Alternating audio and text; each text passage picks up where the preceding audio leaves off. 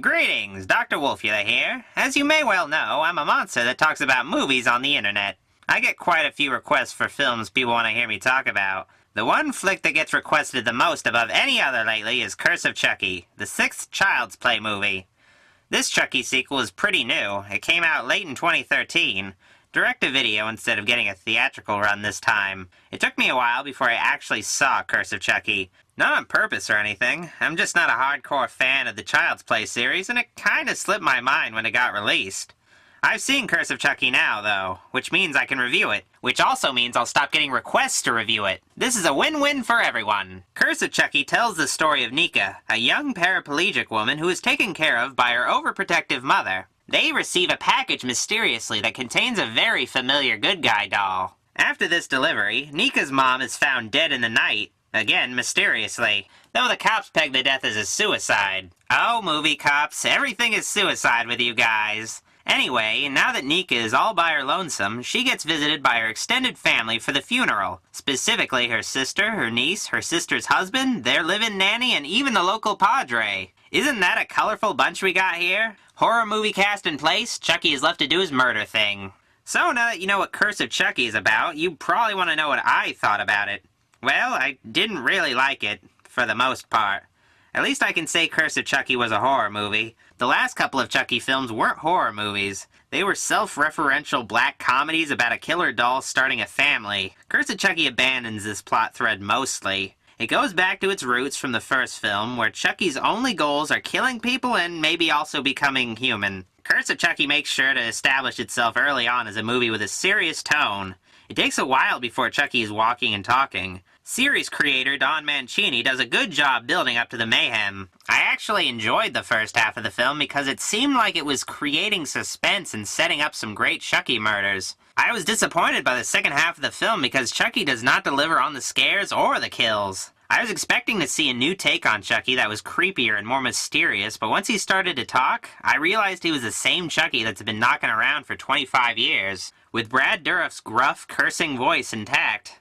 I guess that's fine. I just thought Chucky was scarier when he wasn't moving in this film. Kinda says something. Getting a little superficial, there's something off about the way Chucky's face looks in this movie. He looks less like a doll and more like a weird-looking kid, or Lindsay Lohan. The animation of the Chucky puppet looks good and all, but whoever modeled the face probably could have done a better job. At least Chucky is real and not CGI, though I don't know how or why they would make him CG on a direct-to-video budget anyway. The cast of Curse of Chucky was pretty refreshing. I'm so used to mostly teenagers in horror movies, it's nice to have a family present for once. The acting of the victim characters is mostly okay. Again, I'm used to much, much worse. Something worth complaining about with the characters is how they start out believable and realistic, then turn into cartoony, annoying versions of people. Especially Nika's sister. She transforms into an evil, bitchy caricature just suddenly out of nowhere. Even Nika's brother-in-law, who seems like a nice guy for most of the movie, changes into a totally irrational, brain-dead asshole in the final act. I hate abrupt character changes a lot. Some of the characters, like the priest, feel like they were just added to pad out the body count. The nanny character feels like she's only there to have a character in their underpants. There's a twist with the nanny character that's kind of annoying because of the way they set her up. I was predicting a lot of what happened in the movie, and Don Mancini probably was aware this movie was getting predictable, so he put in that one character twist to mess with me. Some of the victims get neat kills by Chucky. Others aren't so lucky. Chucky kills or tries to kill some characters indirectly. At one point, Chucky puts rat poison in somebody's dinner. You're left wondering who gets poisoned, but it's pretty easy to guess who it is. What I've got to wonder is, why is Chucky poisoning people? Shouldn't he be chasing them and stabbing them in a horror film? At another point, Chucky kills another character without making contact, and that character just lets him do it.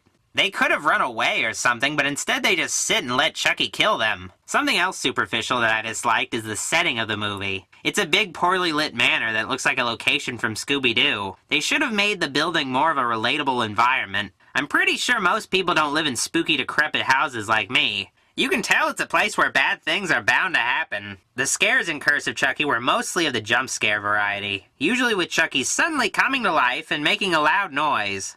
Even the ending is a jump scare. An especially cheap jump scare, if I might add. Something probably worth mentioning about the ending is that most of the final act is fan service. Surprisingly, Mancini tries to tie Curse of Chucky to both the Child's Play movies and the previous two Chucky movies. The two Chucky storylines sort of clash when combined with Curse of Chucky's story, though. The ending had some fun cameo appearances made by old characters, but other than that, the conclusion is a mess. There's some major plot holes that are left unaddressed. Without spoiling much, I'd just like to say that I hated the ending. I thought it was dumb and didn't really make a whole lot of sense. Though I did like the post-credits scene. That was good. So, Curse of Chucky wasn't really the pure horror movie I was expecting. It starts out good, but then it goes downhill halfway through. There were a few pleasant surprises thrown in, which was nice. It was great to see Brad Dourif in human form looking like Tommy Wiseau again.